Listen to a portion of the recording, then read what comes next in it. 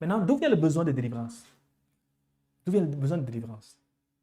Si quelqu'un a compris ce que je venais de dire tantôt, il doit commencer à voir pourquoi est-ce qu'il y a besoin de délivrance. Et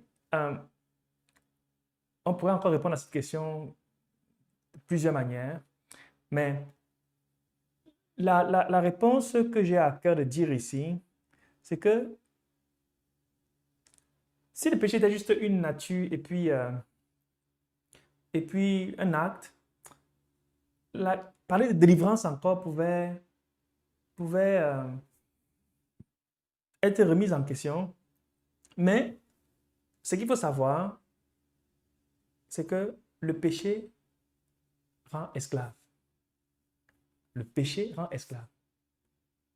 Dans sa manière de se manifester, de s'imposer, le péché, il ne cajole personne. Il ne cajole personne. C'est une puissance qui emprisonne, qui écrase, qui domine l'être humain. Et c'est pourquoi on parle de la délivrance. Il y a une puissance derrière le péché qui ne se contente pas juste d'être là, mais qui est vraiment engagée à dominer, écraser, subjuguer l'humain. Et c'est pourquoi tu as besoin d'être délivré. C'est-à-dire, le salut doit venir de l'extérieur. Parce que toi-même, déjà, tu es déjà en prise. On a vu tout à l'heure, quand on parlait de c'est quoi le péché.